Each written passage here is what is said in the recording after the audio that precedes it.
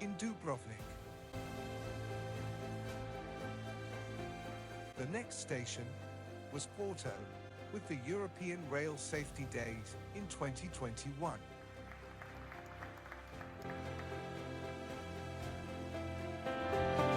In 2023, Tallinn was the place to be for railway safety.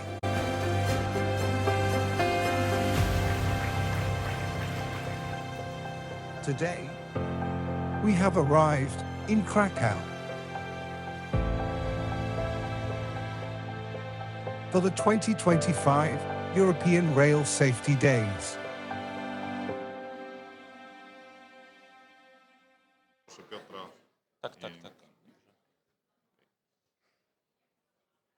Okay. Hello, everyone. Please, if there's still someone outside the coffee area, please come to the conference room. We'll be starting shortly. Right now, actually. Time to depart. Okay. Good morning, ladies and gentlemen, our dear guests. We are happy to welcome you in our second day of the conference. It's good to see you are all in good health and form after yesterday. Yeah, some of you knew the whole day.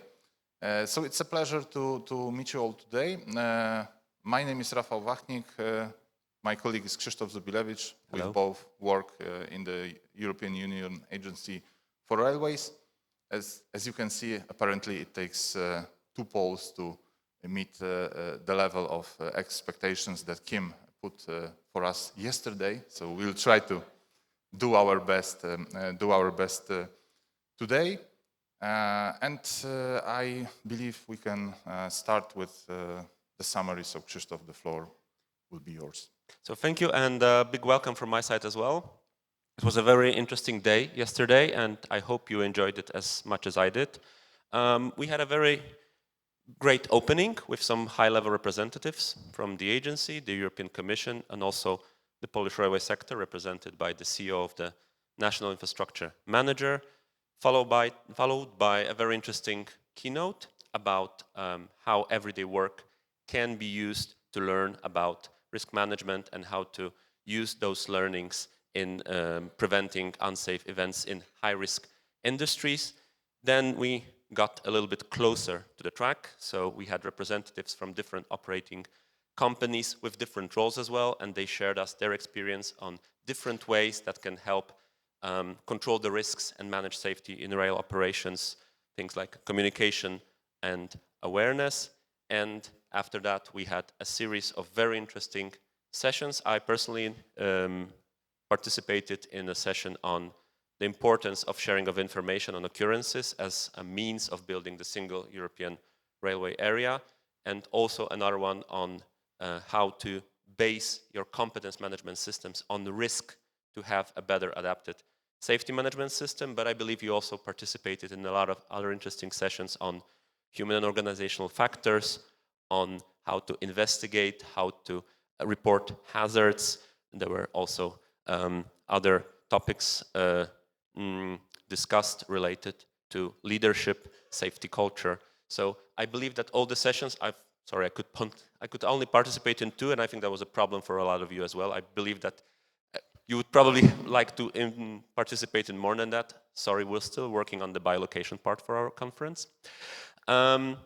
And then also importantly, we also had a very important event when we talked about gender equality in industry and in rail in particular. We had an amazing Women in Rail award ceremony that was further took forward to our great evening gala dinner. For those of you who did not notice this was actually an old tram depot.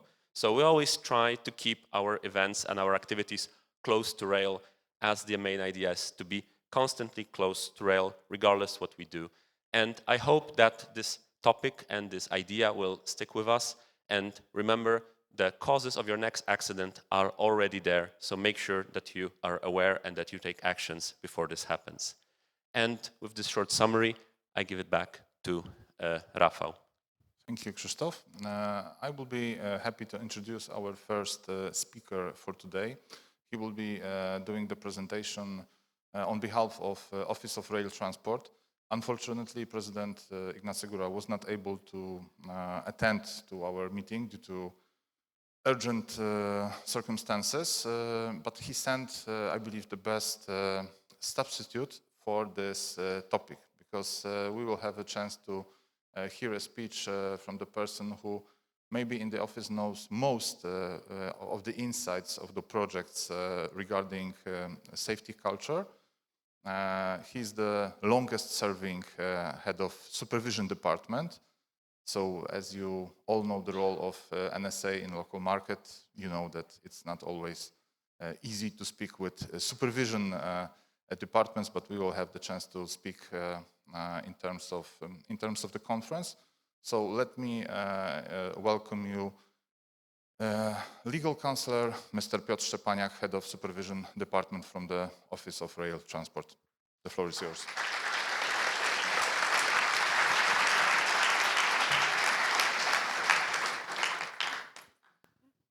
So thank you very much. Good morning. My name is Piotr Szczepaniak, Director of Planning and Supervision Department at the Office of Rail Transport in Poland. Unfortunately, the President of the Office, Mr. Ignacy Góra, was unable to attend this important event today, but I do my best to represent him. I'm pleased to present on the development of a safety culture in the Polish rail market. First of all, I would like to focus on the reactive and proactive approaches to a safety management. So, as long as no one notices, there is nothing to worry about.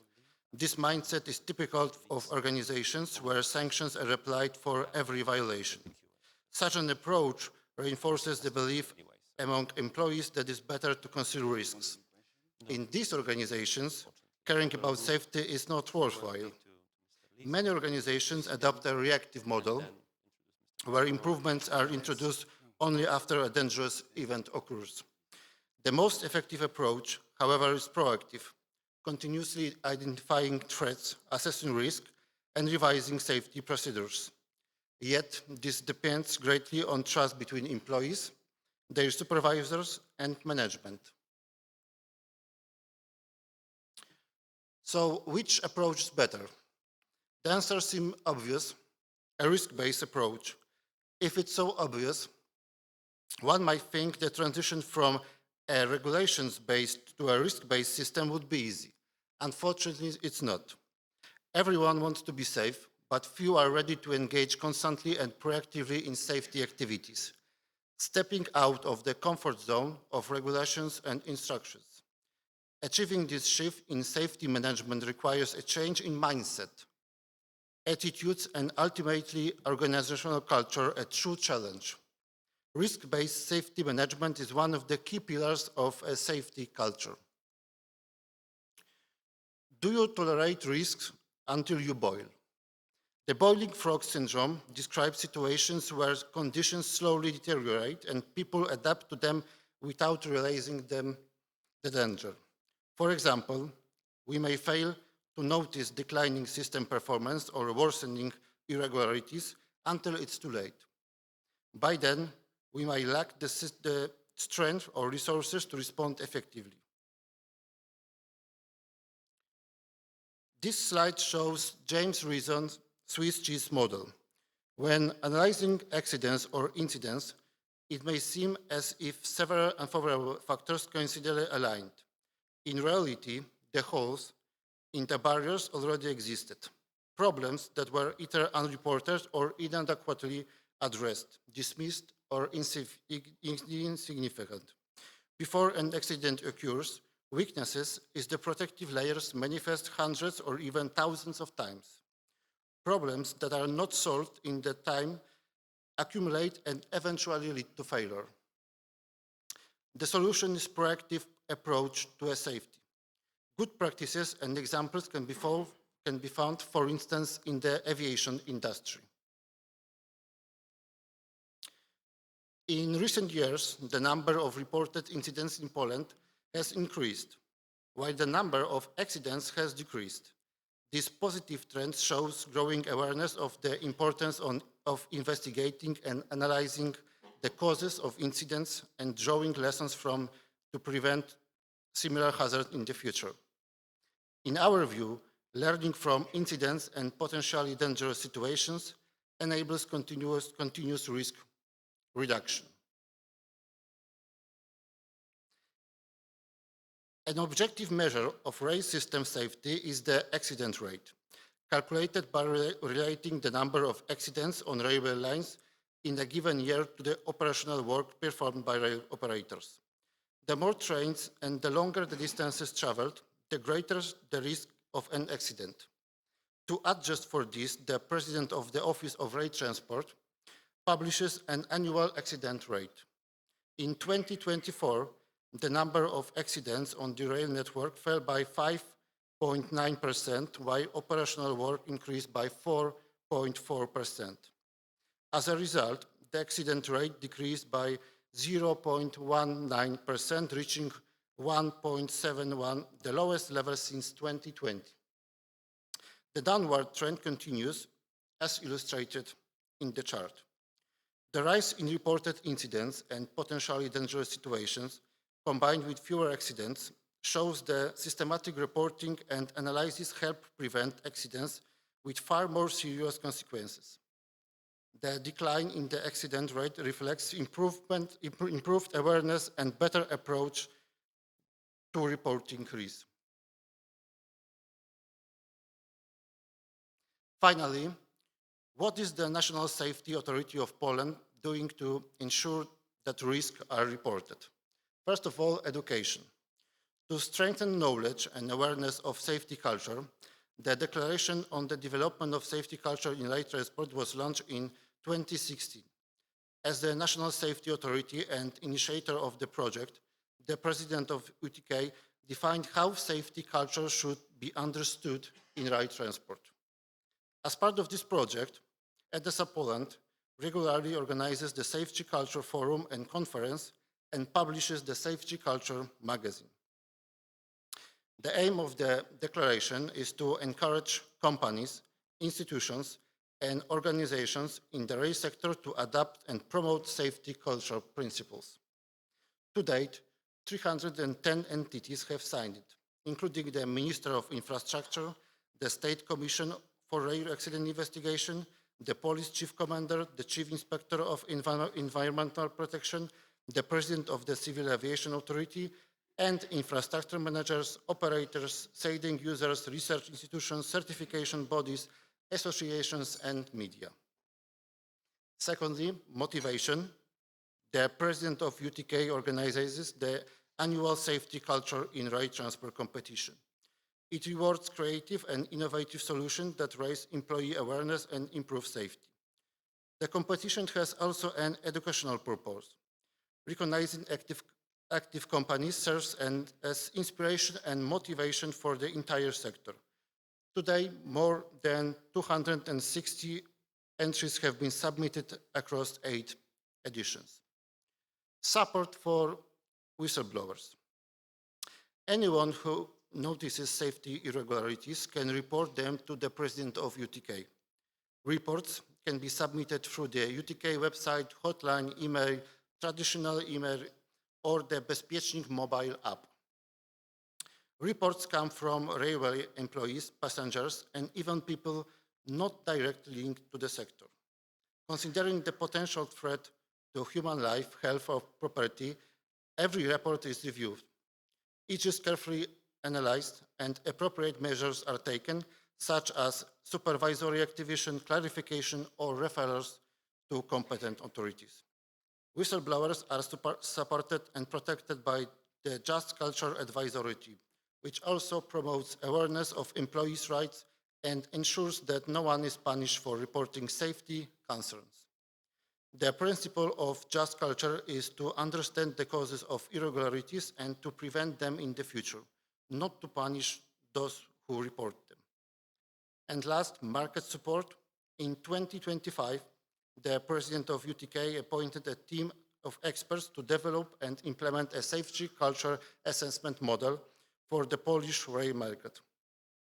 The model will help railway organizations self-assess their level of safety culture and guide them in reaching higher levels of maturity. Work on the model is currently underway. And now I'd like to conclude by presenting one of the videos we are producing as a part of our safety culture project. These videos are distributed to rail operators in Poland and highlight both the importance of safety culture principles in everyday work and potential consequences of neglecting them.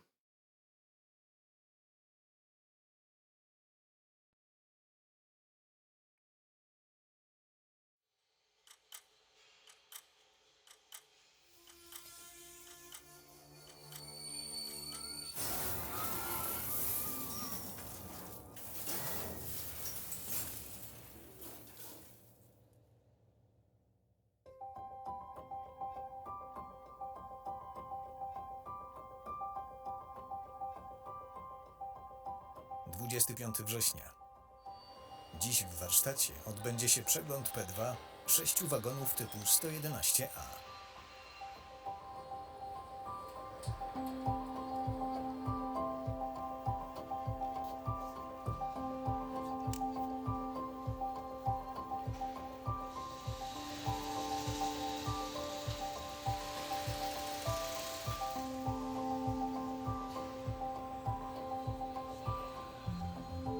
Także dzisiaj masz dużo pracy, Krzysztof.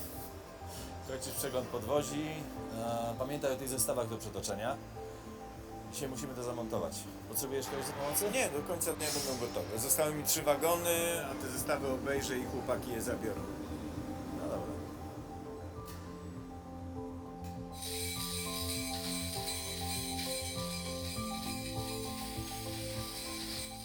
Krzysztof pracuje w warsztacie utrzymaniowym od 12 lat. Do zawodu przygotowywał się w technikum kolejowym. W swojej dziedzinie jest fachowcem, na którego zawsze można liczyć.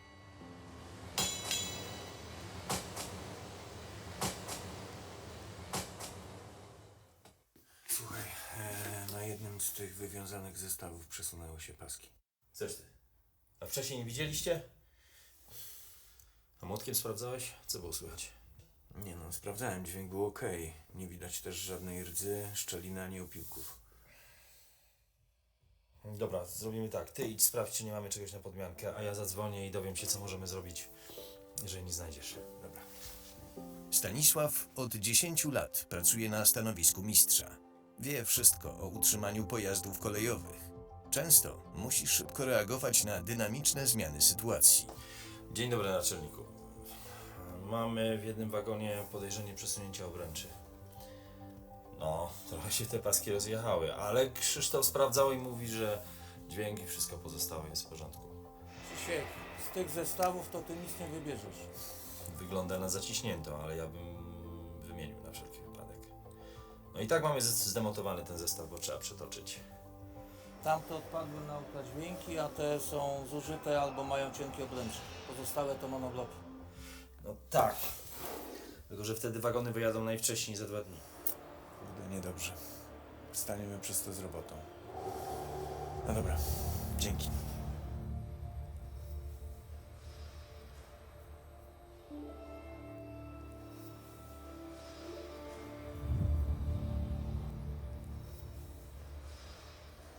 Wagony muszą wyjechać dzisiaj. No nic nie znalazłem. Trudno, przemalujemy te paski. Papiery podpiszę wieczorem.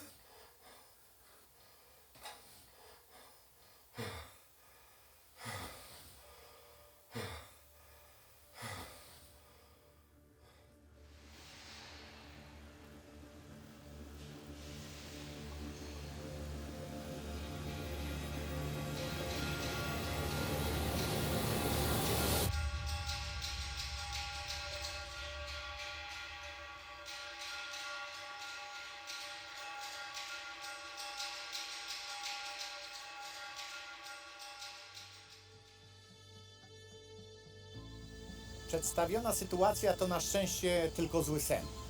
Każdego dnia, wykonując czynności służbowe, pracownicy kolei stoją przed realnymi wyborami. Mimo dobrych intencji, doświadczenia i znajomości procedur mogą dopuścić się zaniedbań.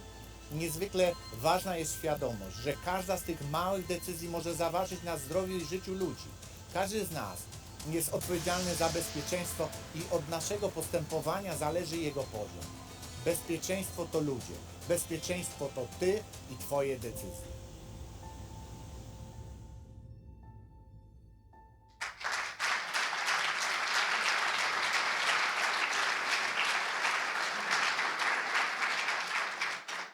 Yes, I think this film clearly and vividly shows what failing to follow the principles of safety culture is and what consequences it can lead to.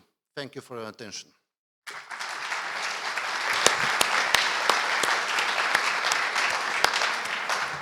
Thank you very much, Piotr.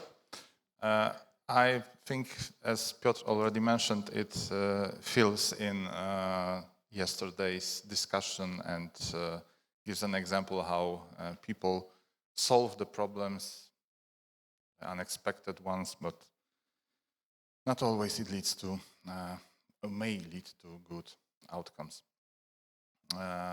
Taking our plan forward, I would like to introduce you to our next guest. He holds a degree in management, marketing, and foreign trade. He has more than 25 years experience in the steel industry. He used to work as a COO of ArcelorMittal Poland subsidiaries. So you will know a practitioner who has outside railways experience, very passionate about IT innovations and solutions, but most of all, very empathetic and caring leader. These are the words of his team. And he gets very involved in his projects. And I think you will notice that in a moment, as currently he's a CEO of Colprem. So he can show us more insight on the practice approach regarding safety culture in a railway company. I would like to present you Krzysztof Lis. The floor is yours.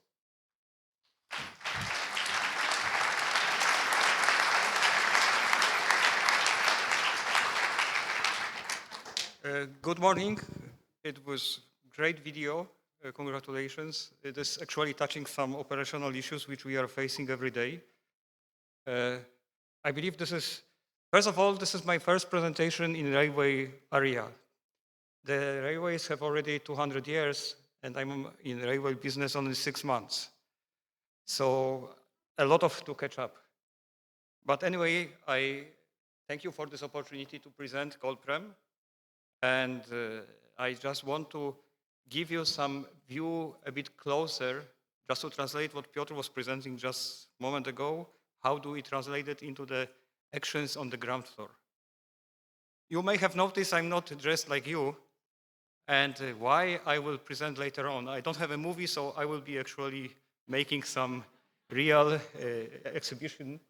But I wanted just to tell you that this kind of I'm CEO of the company, one of the companies of ArcelorMittal. I will explain what it is. And this kind of the uniform I'm wearing at least 3 times a week, being on the shop floor, despite of the other operational issues which every one of us is facing. So let me start. I will be focusing mostly on relation employees to employees in my presentation and how we want to convert the messages on the safety and safety culture to the employees in our company. What is Colprem and what is its safety DNA? I don't know if any one of you is knowing Colprem. We are not the biggest company in Poland, but we are pretty well developing in this area, and we are transporting more and more goods. Of course, the DNA is the kind of the habits, origin, culture, which every company has. And I want to show you where we are coming from just to understand what is the DNA of Colprem. Colprem is a railway company with an industrial background. Actually, Colprem was built up as a transportation company which was rising on the area of the steel-making facilities in Poland. And these facilities are belonging to one of the biggest groups in the world, steel-making group. So of course, it is also shaping up how and what we are transporting, because mainly at least 90% we are servicing our mills. And what is important also that as we are the railway company which is related so much to the heavy industry, we are actually having the opportunity to combine the safety culture of the industry and safety culture of the railways. And that's what we are doing.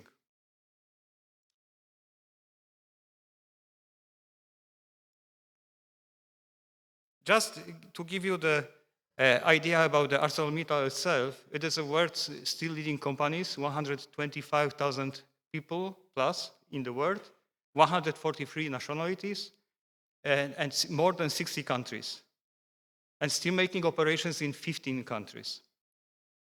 Mostly it is focused in Europe, where 53% of the steel is produced in our group.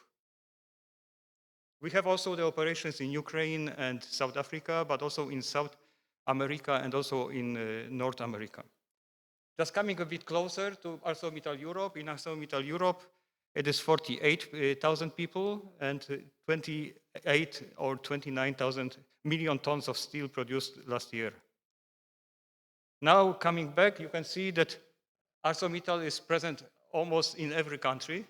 I believe this is some kind like your association is present across the Europe. So from this perspective, we have the sales offices or conversion services or steel plants. And we are now in Poland, which I believe you are pretty well aware of. And Poland, we are in Kraków. I'm trying to be a bit more detailed than before. And we have 6 operations in Kraków. In Poland, our whole company, which we are servicing, is 9,000 people and 6 different production sites. And in all of the 6 sites, we are servicing the movement, but also we are moving the steel or steel products or semi-products or coal or coke across the Poland to the ports and to the borders. Also, we are transporting the long rails to Germany very often and other countries. So we are reaching now around 9 million tons of the turnover, and this is for transportation, which we call external. And inside of the mills, we are pulling and moving the steel, different products, liquid steel, finished goods, around 30 million tons a year. Of course, on the very short distances, but we have to manage this very carefully. Why I'm saying so? Because this is actually creating a lot of risks, but also opportunities to learn. So first of all, on our railway arm, we are following this, what was already presented.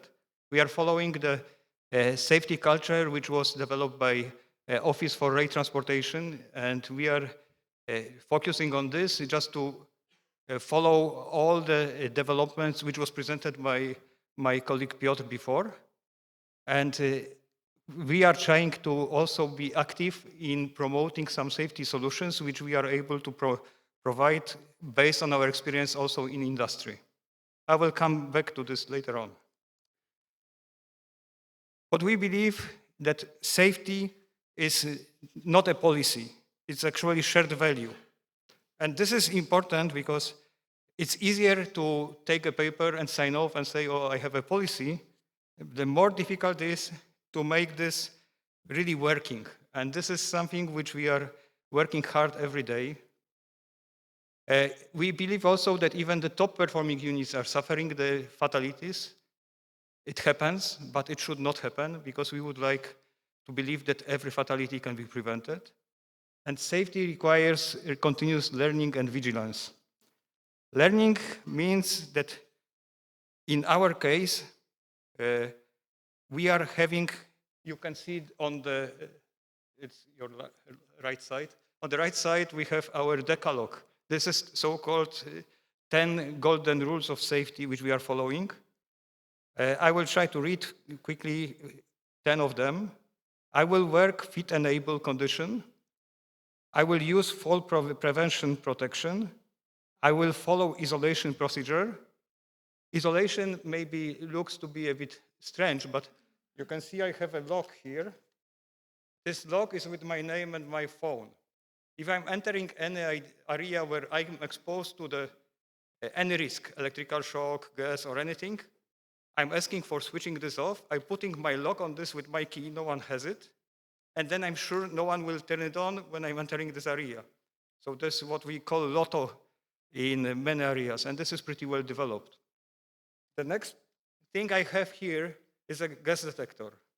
Maybe this is not so important for a railway transportation outside, but as our colleagues from railway, the locomotive drivers are entering every unit, and we have also coke plant where you can have a gas areas or anything like that, then of course this helps a lot to avoid the problems. I will respect all rules and load handling, as during the loading and unloading there is a lot of risks. I will respect all traffic and driving regulations. I will respect rail priority. I respect the rules for entering and working in hazardous gas areas. And I will respect all agent health and safety rules. And these golden rules are actually the base for discussion with every employee in the company. I remember around 10 years back, I had experience already with the safety. Then I came back after this 9 years back. I can see this is developed very well. There was a lot of work and very much of exposure with the shop floor people to work on them and to transfer to them the knowledge. And this is really important because as core principles for safety culture, which we are following are all injuries and illnesses are preventable. That's what we believe. Management is accountable and employee engagement is essential. It is very difficult to maintain the engagement from day to day and month to month, and that actually needs direct interaction on the shop floor. Otherwise, it will not work. So that means I'm visiting the train. When the train is stopped, I'm discussing with the loco driver, with all the servicing areas, and then we are discussing only safety, no business. Working safely in condition of employment. So before we will employ anyone, the person is going through the very thorough process of trainings, just to understand the safety policy, also which is from the railway office and also from the industrial side. And safety must be integrated into the business processes. And on the down, there is a sentence, nothing is more important than the health and safety of our employees. And this is the message from our chairman and CEO, Lakshmi Mittal.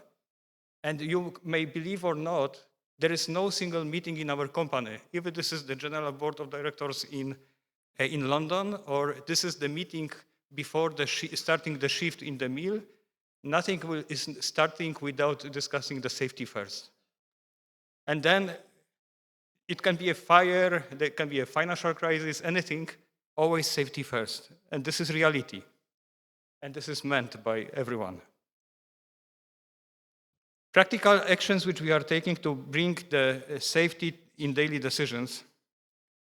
So we are taking safety always in all our decisions, and that's what was said, and this movie was also clear, that there is no compromise on safety. And whenever there is a safety hazard, we are stopping the business decisions. Every one of the employees has the right in our company to stop the work. We can stop the train, irrespective of the financial losses, just to prevent the safety, any hazardous situation which may happen. Of course, this is not that we have the golden rule, 10 golden rules, and this is it. These 10 golden rules are actually very well described in the fatality prevention standards, and we have many standards. I will be not reading this, not to make you bored, but I'm very happy to discuss or share it. But for every single set of activities, we have our detailed standards so that people know what to do and how to behave.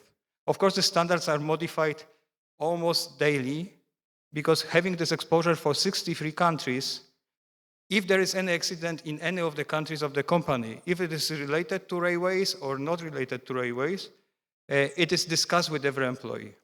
We have a very strong system, which is web-based application and also mobile application, where every employee has the access to see what were the recent accidents and heavy incidents, just to learn from this and to avoid any unsafe behavior. This is the constant reminder. And again, on the shop floor, I believe part of you will visit our operations tomorrow. You may really discuss with any employee on the shop floor and ask what were the recent accidents or incidents, and they will know, which is really pretty big achievement, I believe, that the people got this habit. It came as a culture. It is very difficult. I'm comparing this to the diet. When you are you want to lose the weight, it's easy to starve for 2 days and say, oh, okay, I'm done. But to change your eating habits for half a year or 1 year is much more difficult. And this is the same with the safety culture. If you want to do some progress and to really feel it, and not just to demonstrate that, okay, I have done my job. Also, that's what I was mentioning already. We are empowering the employees to act. So think before you act and ask yourself, is it safe?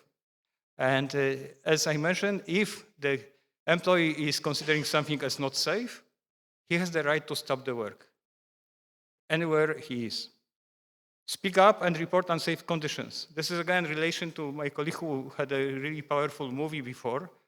And if this Krzysztof from the screen would speak up, he would avoid all this tragedy. Look for each other. This is again like a whistleblowing mentioned before, that it is starting to be widely accepted in the company to really report if the colleagues are behaving unsafely. In Poland, it is not so easy to break this habit. Poland has a very strong resistant movement during the war. And actually, whistleblowing is not perceived as a good thing. So to break it, it's really difficult. But somehow, for good reasons, if you will explain to people that this is actually not to harm someone, but to really help someone to survive the work and come healthy home, it is actually making a difference. And of course, we have this this shop floor interactions. So again, I'm going 3 times a week as a CEO, my colleagues from board of directors, and then down the line, every level has its own plan for audits. Sometimes it's painful. Sometimes weather is not good. Sometimes you are having the call from your boss to prepare something, but you have to do this job, and this is a priority. If I will tell my boss I'm going for a safety audit, regularly he is able to be patient and say, okay, so do this tomorrow. Maybe therefore I'm going a lot to the audits, I don't know. Of course, what is important, there is a recognition and accountability. We are trying to recognize and motivate the people more by the carrot than by the stick. So we are trying to promote more positive behavior, and we are trying to be, at least first time if an incident is happening, we are trying not to be very tough, but just to explain. But if some employee is committing some risky behavior 2 or 3 times, we are also taking very strong consequences from the people. It is not easy, but at least it is showing to everyone that we are serious about this. Of course, this waiting before the carrot and stick is very important.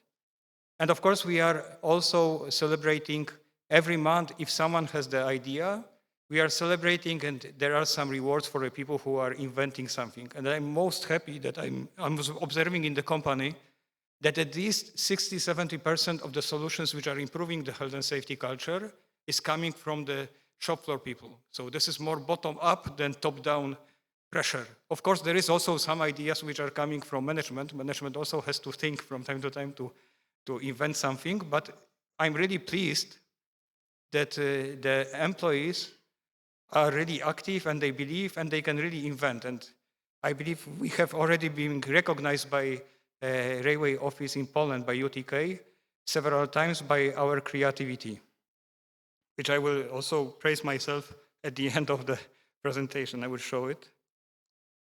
Also, what we believe, safety is not a department, it's a mindset. So this is something which is really important, which I mentioned already about the diet. But this is also like being in the long marriage, that the recipe for the great long marriage is trust and control. And that's what we are doing also in our case, in terms of safety and culture. It is not for just the managers, it's for all of us, and the people are starting to believe. This is true. Of course, part of them is getting annoyed sometimes if there is another wave of managers coming and again asking, what are you doing? Do you have your PPEs? So this private protection, personal protection equipment. Everyone is obliged to wear it.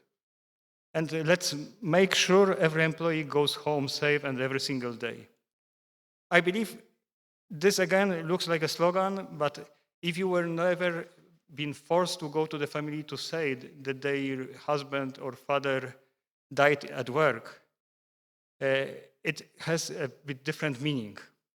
And that's what I'm scared the most. So this is how we are trying to do this every day. We are spending a lot of time, and we have to find it.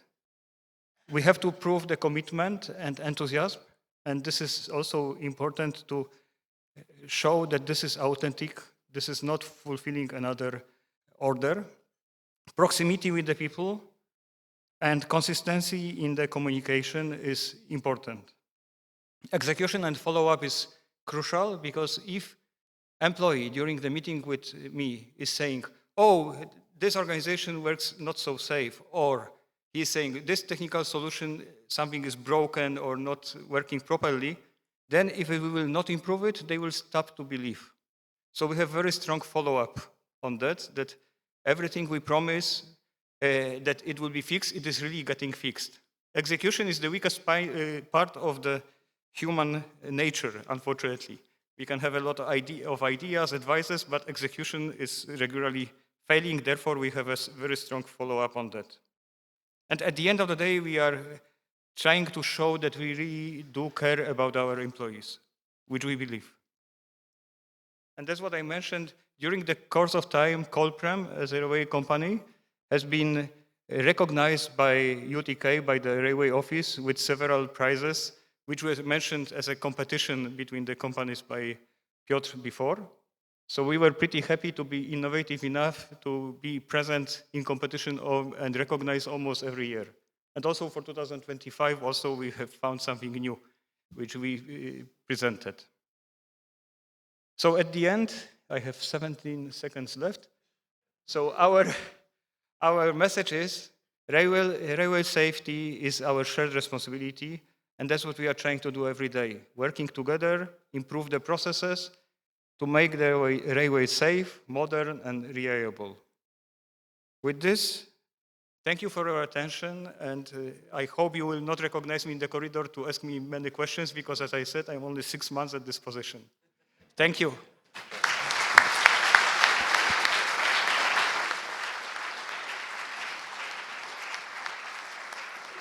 Thank you very much for this interesting presentation. I will kindly ask you perhaps to stay with us and for everyone to enjoy this beautiful and very professional set. Please take a seat here on the scene, and we'll be continuing. I think this is very interesting to have such various and diverse perspectives on railway safety from actors from different types of stakeholders. So now we'll expand a little bit more, and in order to do that, I will invite our next speaker. So James Pomeroy has been involved in safety and risk management programs internationally for over 30 years, with wide experience in high risk, high hazard industries like maritime, oil and gas, aerospace, and industrial planning, currently acting as the director in global health, safety and quality management in the international consultancy ARUP.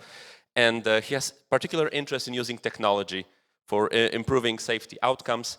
Please have a big hand and welcome James Pomeroy.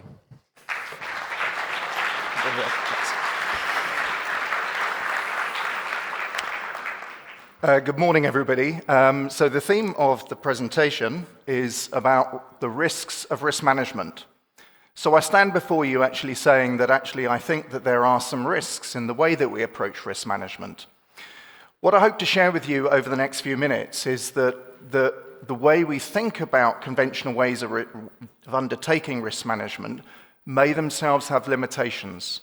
Now, I need to caveat that by saying, I'm not saying that what we're doing is necessarily wrong. I just think there are limitations and there are perhaps biases that we don't necessarily think about. We have a very scientific view of how we measure risk, how we plan for risk, and I don't think it necessarily takes into account human behavior, cognition, and how we think and act psychologically.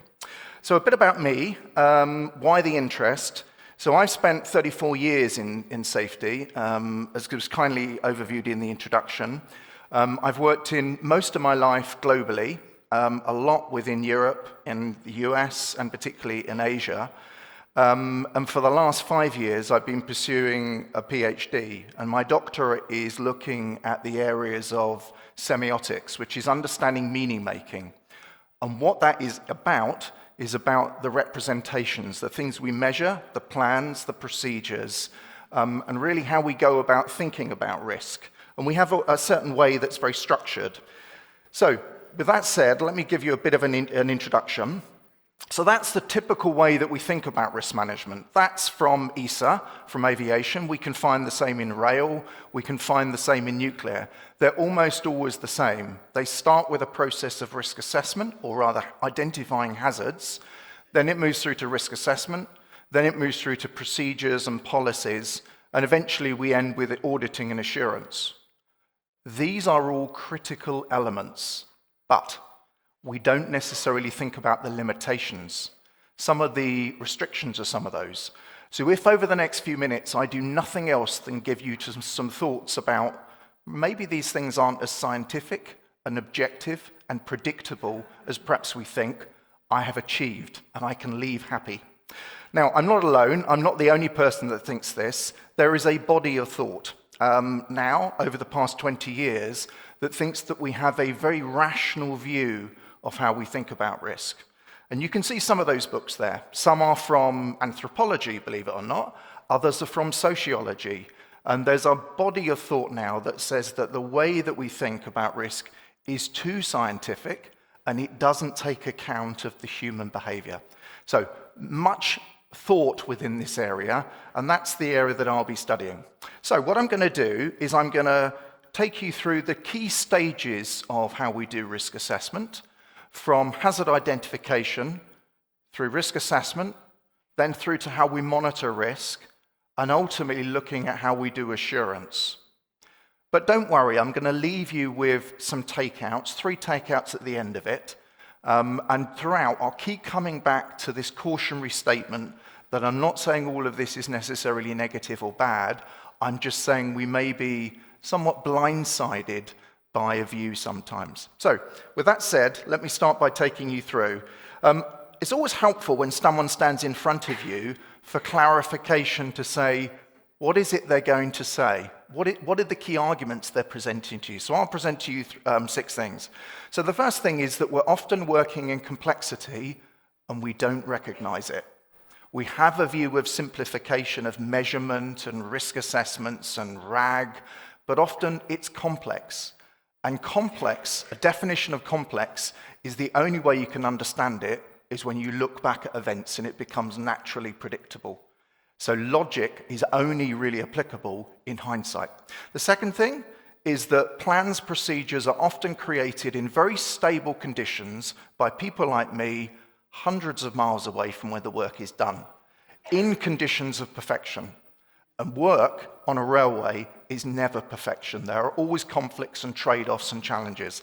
The third thing is the artifacts. By artifacts, I mean risk assessments and plans and procedures. They may create a false sense of security. I'm going to introduce a concept you may be familiar with called false assurance.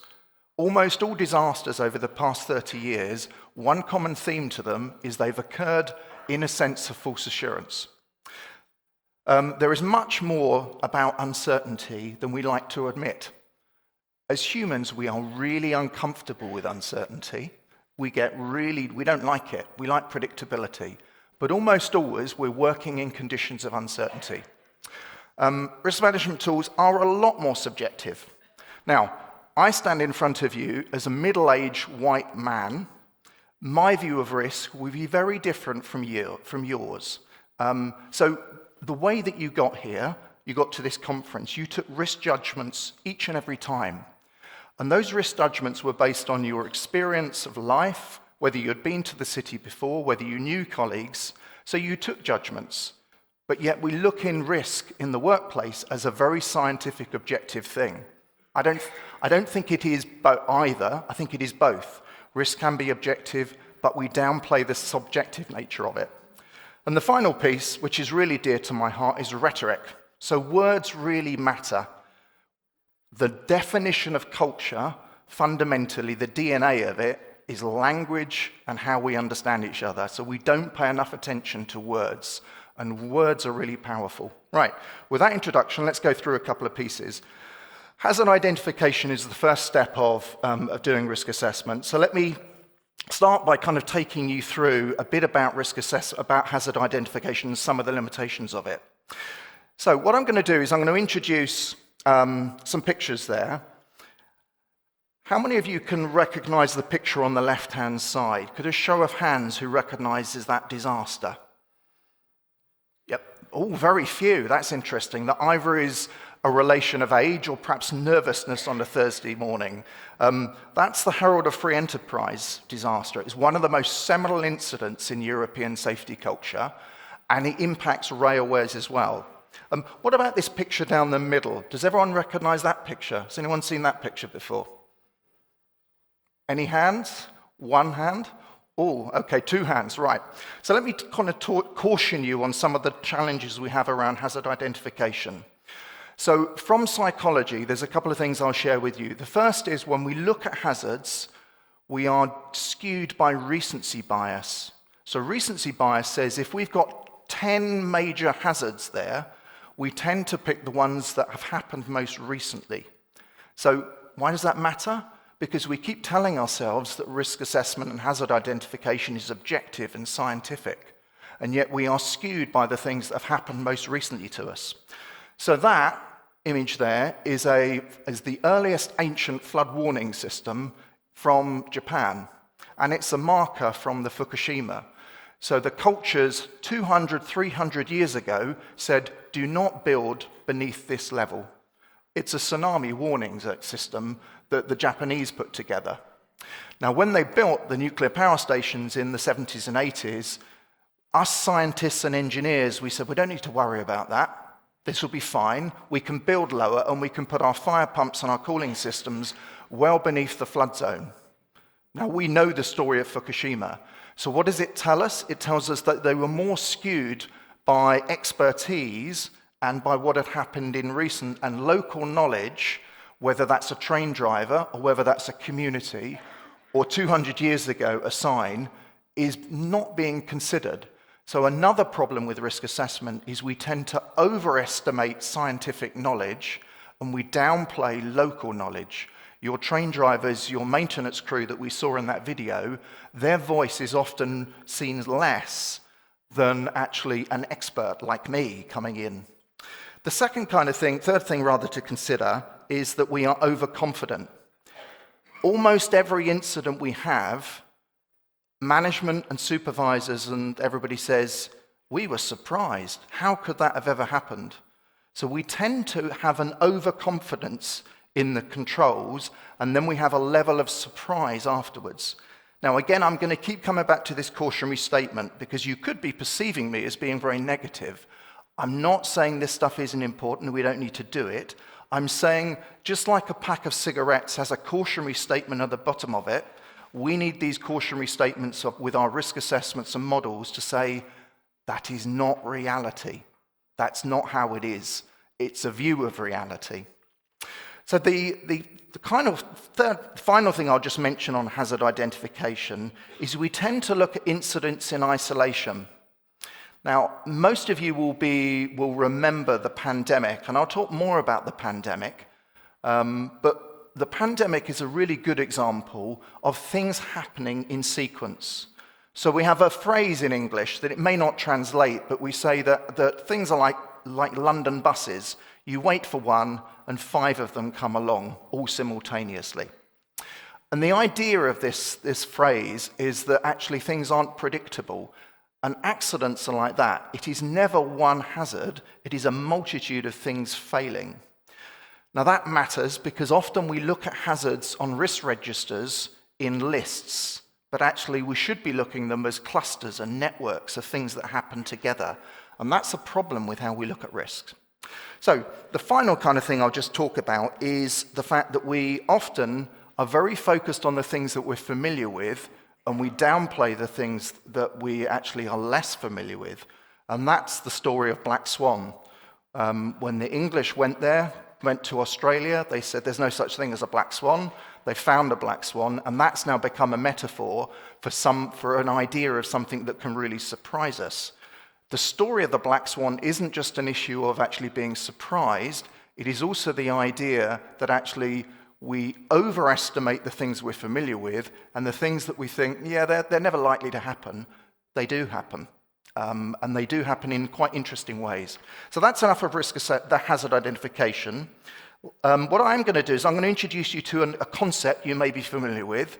It's called the reality representation gap. And I just use this clicker to work through. So it comes from a Nobel Prize winner, someone called Herbert Simon. And he won the Nobel Prize in 1957. One of his contributions, and he was a cognitive psychologist, and one of the things about Herbert Simon, and he was someone who was very influential in some of the modern thinking of safety, where we talk about work as imagined or work as done.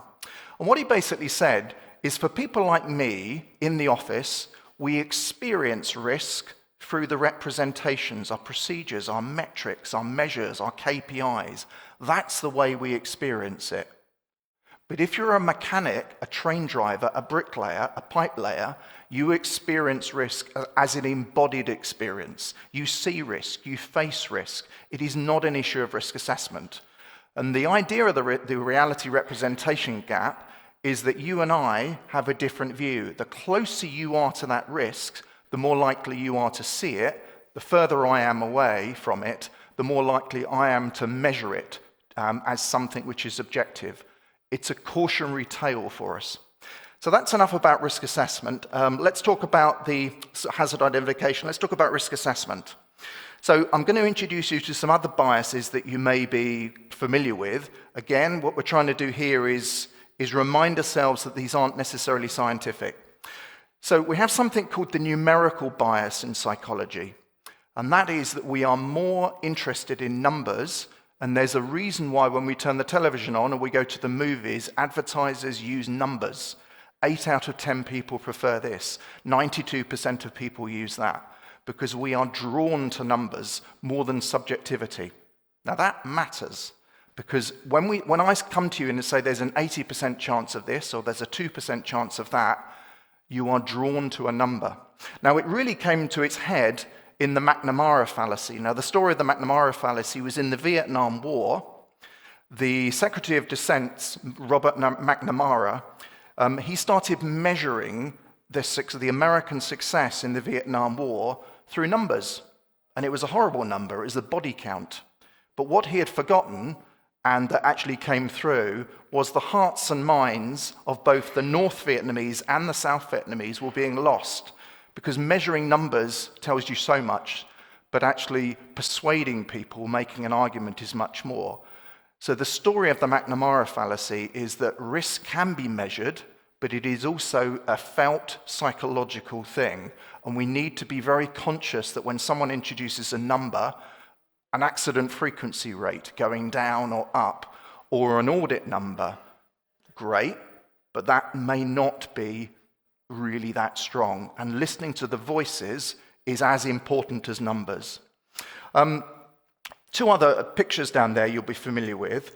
So the pandemic, there's a picture there of a solitary traveler looking very low and unhappy in the days of the pandemic. Pandemic's an interesting one. I was leading a global organization at the time. I had put 3 years of work into pandemic planning before 2020 when the pandemic hit. And my organization at the time was very affected by the pandemic. We had about 30 people working in Wuhan at the time. So we were first into that. Now, why do I tell you that tale? It's because I had put volumes, weeks, months of work into putting a pandemic plan. Within 1 hour, I'd thrown it in the bin. And I have not met one organization that effectively planned for the pandemic. Why? Because it's the process of agility and development and coming together as a team and responding that was more important. So the concept of planning versus a plan. Now that's really important for us to remember, because in safety we have an idea of rigidity through procedures and process, but it's agility, the ability to adapt, that's actually more important. And if we take one lesson from the pandemic, it is that you and your organization survived by adapting and developing and coming together. Planning was helpful, but actually we need more strength on how we use scenarios and develop. And the final picture down there from that is in relation to aviation. Now, aviation has put a lot of work, I spent 10 years in aviation, has put a lot of work into thinking about cognition and how people respond. So we can only go so far with plans and procedures. We need to think much more about how we respond from a behavioral perspective. Two other pieces there I'll just mention is that we tend to be quite myopic about risk. So we tend to focus on the things that we are familiar with and downplay those that we're not. And one other metaphor I'll leave you with, which is something called the cocoons of certainty. When people are in situations of complexity, they tend to resort to control and to use more and more procedures. That can actually make the situation much worse. So we need to get more comfortable with responding to incidents and responding to uncertainty. In this crazy world that we live in, with Trump and Ukraine and every day reading the news, we cannot predict that, and that affects our world of work as well. So getting more comfortable with how we deal with agility and uncertainty is a key message. Okay, one other piece I'll leave you with, which is about managing risks. So, some pictures there, some more tales about how we manage risk. So you'll probably be able to recognize the picture on the left-hand side there, which is Deepwater Horizon. A couple of other pieces. So what are some of the problems with how we manage risk, the procedures, the processes, and the plans? And for the fourth time, I'm just going to repeat, I'm not saying we don't do this stuff. We need to do it because it's regulated. But we need to be conscious that it is not reality. So 4 problems that we have with risk assessment. The first one is that risks are often quite unrealistic, how we put plans together. So there's a lovely phrase in the last 15 years that's come about. It's called fantasy plans. And what it means is the idea that you're creating a world of fantasy when you create a continuity and emergency plan. The pictures that are down the bottom are from a mining disaster in New Zealand. Pike River was the incident. It was about 20 years ago. How many pages do you think the management system was for a mine? Can I have a number? 100, do you think? More? Yeah, 398 pages was their safety management system. So it's no surprise that there was this huge gap between procedures and actually what the mining supervisors could remember. 398 pages, almost all of it was complete fantasy. So we need to ground ourselves in the reality that much of our procedures and process may not actually be how work is actually completed. Now, another piece there, the piece on the right-hand side, you may be less familiar with. It's from Grenfell, which was a fire that happened in the UK, and it led to 72 people losing their lives. Can you imagine in a developed economy like the UK, 72 people lose their lives? And it was because the plans, or one of the factors, was because the emergency plans they had developed led to what's known as plan continuation bias. And it's a problem in aviation also, when you continue to go on a bit further and a bit further and a bit further, believing that things are going right. Now, what happened in Grenfell was they had a stay put order. They said, you need to stay put in your floors until we come to rescue you. You need to stay exactly where you were. Now, people above the fire perished as a consequence of that. It was one of the factors. There were many factors to it. So the idea of this is that plans are often lead to what is known as mindlessness. We rigidly stick to plans rather than having plans to guide us as a concept of mindfulness, how we think about it. So plans can be useful. And the final kind of piece is that sometimes plans can actually lead to an increase in risk. Some of you will be familiar with the Boeing situation and MCAS. The MCAS system was a digital system that unfortunately resulted in the planes actually crashing. So often what we do with safety is we put a lot of procedures in place. In the case of MCAS, and the story of MCAS is a story that sometimes actually too much safety can be detrimental. And I'll come back to that in a moment. False assurance is a really interesting one. If I leave you with nothing else than today, and you take nothing else from, take false assurance. Almost all of the disasters that I've studied have an element of false assurance to them. Now, we are better to not do audits than lead to false assurance. What is false assurance? It's the idea that you're auditing procedures and process, and you're creating green metrics or reassurance to your leadership that has no recognition or reality of what's happening on the ground. Why? Because loads of safety management auditing is now focusing on paperwork and process, and we've got metrics for everything, much of which are green. But the reality between what is happening can often be very different. So we have so much assurance now that we can lead to false assurance. So if I take nothing else from it, it is that I would ask that you consider. Now, with that said, final thing I'll just leave you with is knowledge displacement. So here's another thing for you to think about. We have lots and lots of safety training now. Knowledge displacement is the idea that the tacit skills, the knowledge that your people have to drive trains, to repair equipment, can be replaced by formalized knowledge, things that we can measure, we can audit. But much of the knowledge to operate a train system, much of it necessarily can't be proceduralized. I worked in aviation for 10 years, and much of that was informal. It was tacit. It was informal knowledge. So the danger with this knowledge displacement is the idea that the things that we are training for and we are trying to measure outcomes may not necessarily be the skills that we need. It's a warning for us. Right, with all of that, I'm going to talk to 6 takeaways for you to try and bring us back up to something a little bit more positive. So the first one I'll take you through is the idea that we need to think about scenarios rather than risks in isolation. The pandemic was a prime example of that. Nobody predicted lockdowns. Nobody had predicted shortage of protective equipment. Nobody predicted that sort of thing.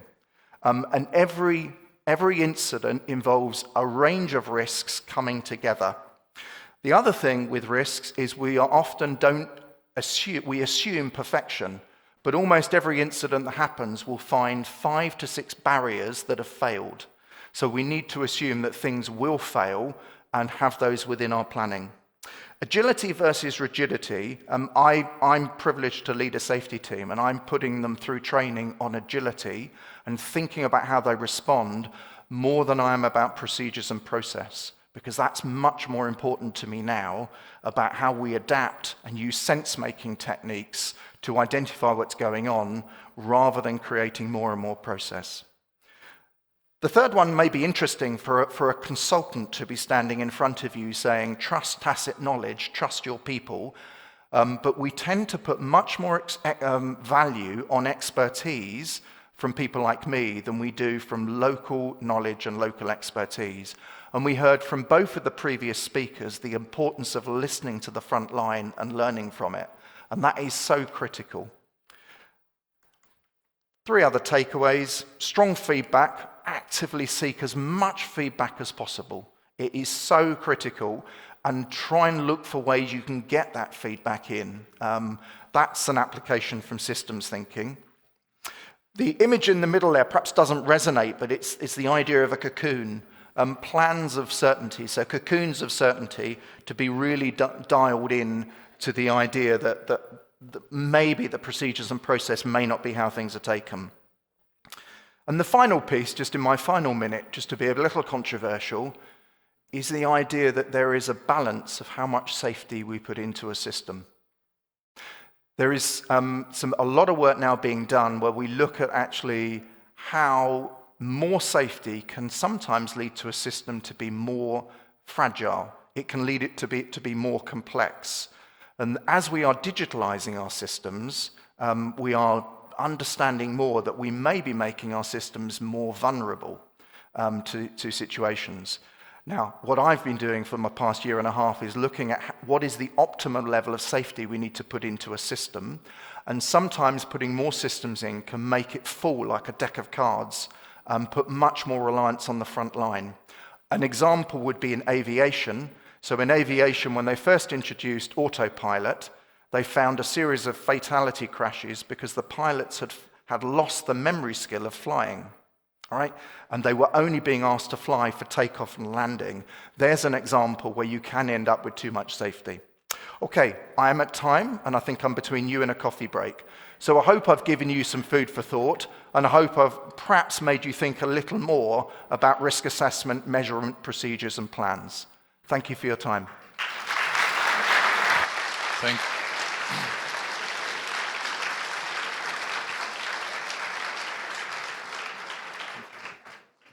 Thank you very much, James, for the interesting insights and context regarding risk management.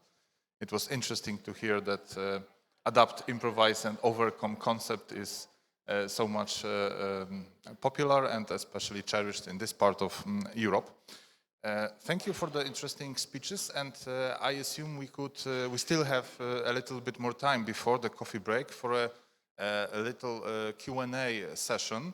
We already have two interesting questions from our online participants, which I would like to address at the beginning, and then we will pass on the microphones to you. If you would have any questions to our keynote speakers, feel free to ask those questions. As we have practitioners present, it's a chance to benefit from their knowledge.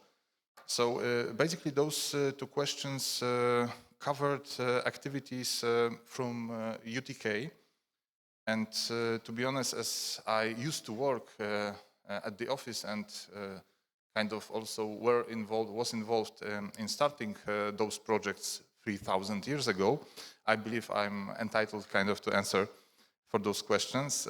So the first one was regarding a number of whistleblowing information that come to the office.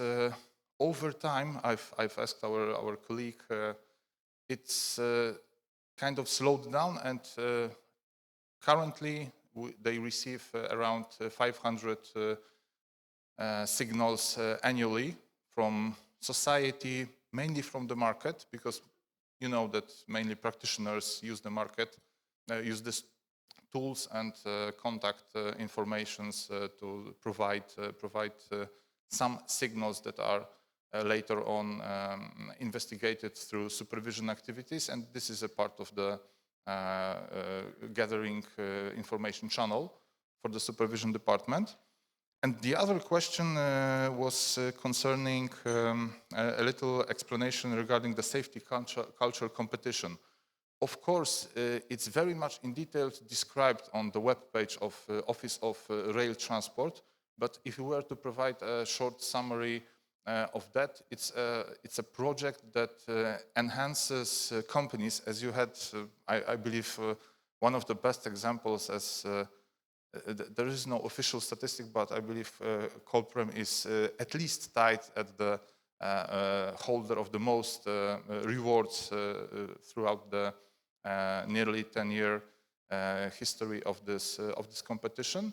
So you can submit applications either from educational, scientific point of view, some researches, some studies, some interesting studies regarding safety culture, some thesis for students. Also, there's a committee who manages those applications. but most of all, companies, practitioners can submit their applications regarding interesting projects, questions, and Krzysztof already mentioned a little bit about the examples. I don't know, Krzysztof, if you could give us an example. You've mentioned that you are doing something for this year. If you could share it with us, just as an example of an initiative that can be submitted as a part of the safety culture competition, and I will pass this question to you. So there were two types of the submissions we used to bring to UTK, to this railway office. One was related more to the processes and organization and education, another were technical solutions.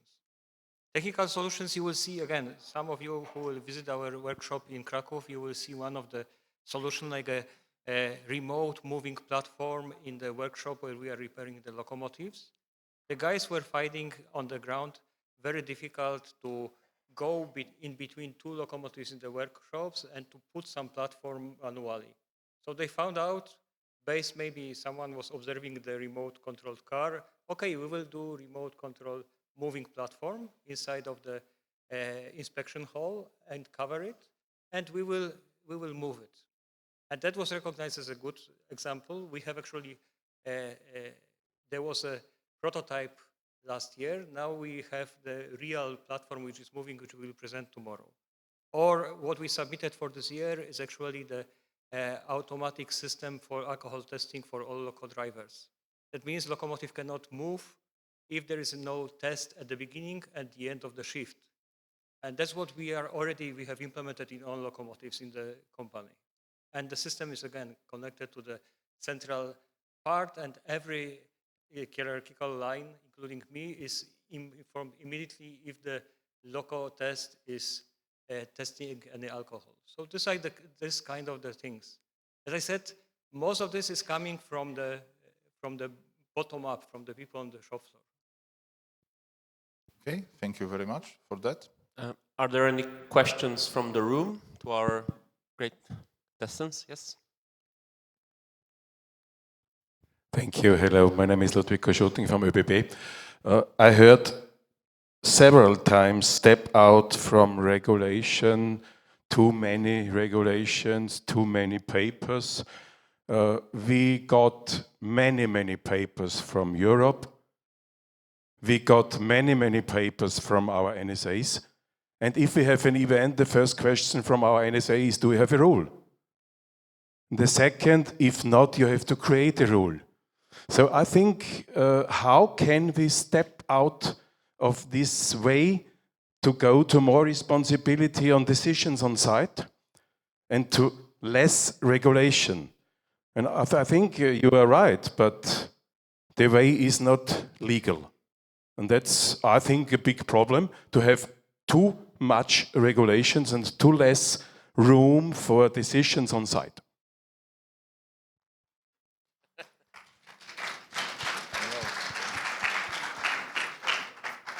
I believe that the question resonated with the room nicely, but unfortunately the representatives of the NSA are not with us here officially, but maybe James or Krzysztof would like to react to this from your own perspective, experience. I think the last thing the room needs is a Brit making comment on European regulation.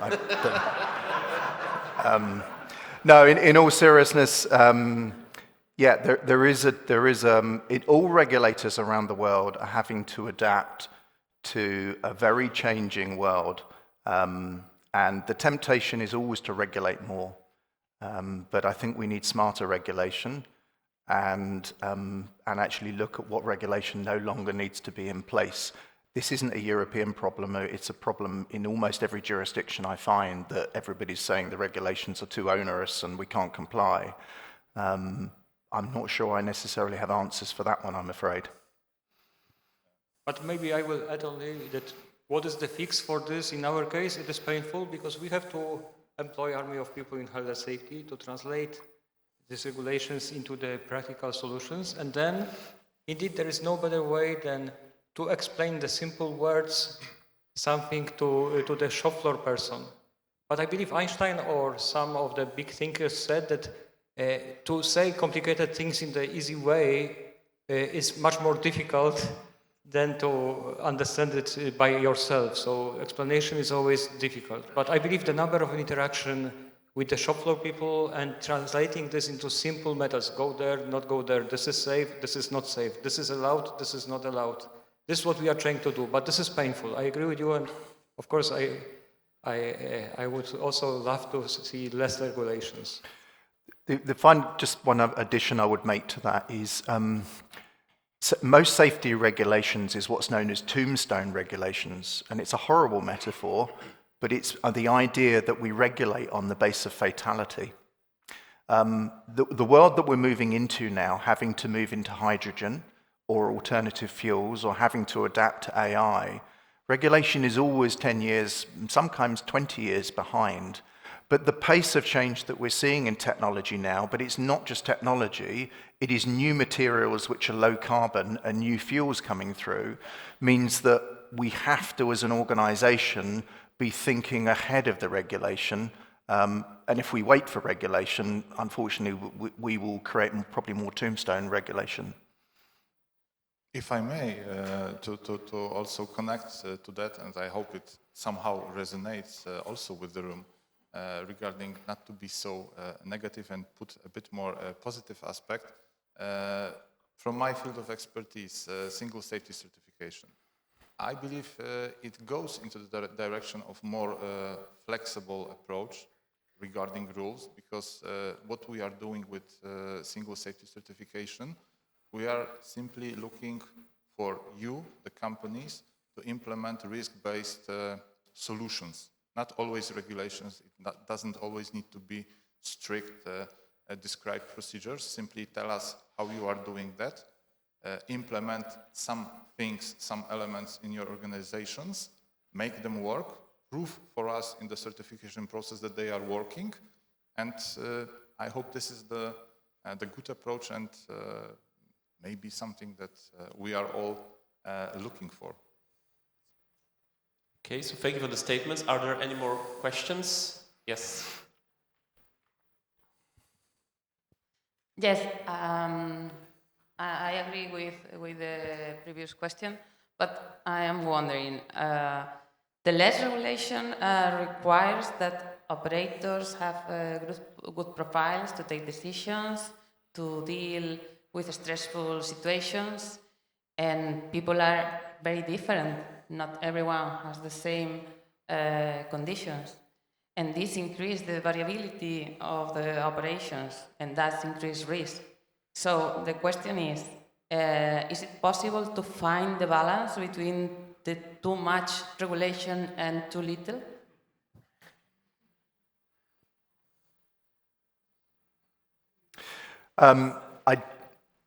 I don't know if I can necessarily answer that, but what I would say is, as someone who operates globally, the one thing I would say is that we are seeing a huge change, to pick up one point that you mentioned on psychology, on psychosocial risk. So for the past 50 years, we've had a very strong regulation of safety. If we go to Australia, they have now regulated psychosocial risk in the way that it's regulated in some local countries in the EU, in Spain, for example.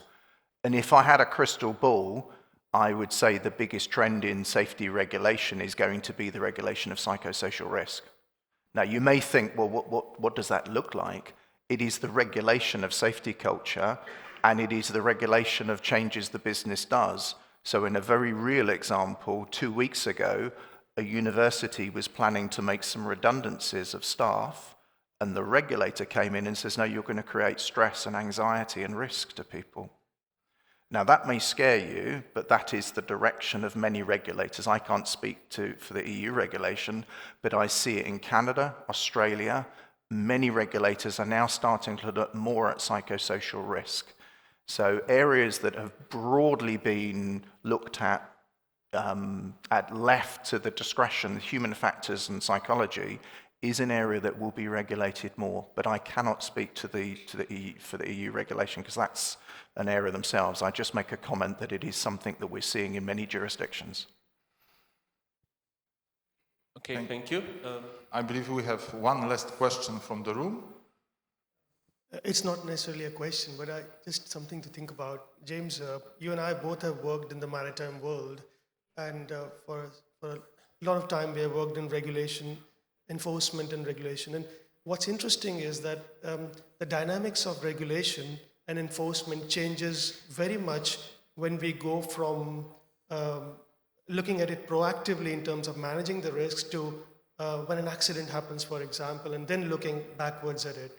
And I think what happens is that the regulatory bodies in the maritime world, for example, literally sell regulation as a commodity. But all those bodies that sell regulation, classification societies and so on, will withdraw completely when something happens. They're totally silent on it. So I think this is a very, very interesting problem in our world, yes. I'm talking about the maritime world, yes. Yeah, it's a very it's a very broad topic, but I think the solution for the past 20 years has been to create lots and lots of procedures and paperwork to evidence things. I'm not 100% convinced, as someone who's worked in safety for 34 years, that that has taken us forward. I'm not sure the volumes of material and paperwork and metrics and everything we now need to evidence, whether that's to regulators or to internal certification bodies, is and of itself progressing us. And if I had one wish, I would wish that we would look again at the way that we are trapping safety in paperwork. Okay, thank you for that answer. And I believe we have still time for one last online question. And as I believe Krzysztof is the best dressed person for this question, I'll try to provide it to you. So from your practitioner's perspective, how do you view the importance of language level skills for trained personnel in possible international operations? How is it important regarding emergency situations? I'm not so sure I understand fully the context of the question. Of course, to some extent, this is regulated at the requirements level, that there's a certain language level skill that is required. It's also checked by us during certification. But from the practical experience, do you think that the language level is important regarding?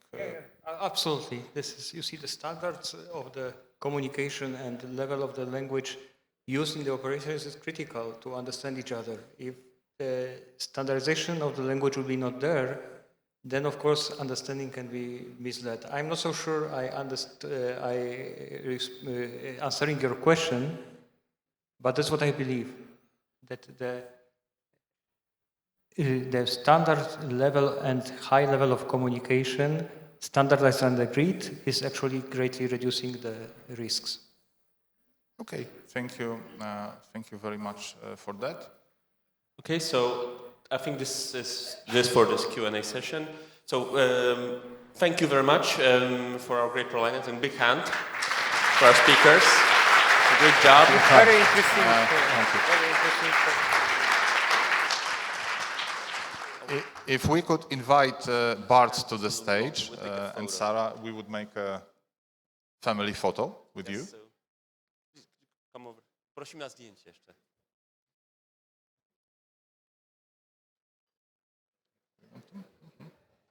And for everyone, yes, please, I invite you to have the coffee break. And we'll reconvene in 30 minutes? Yeah.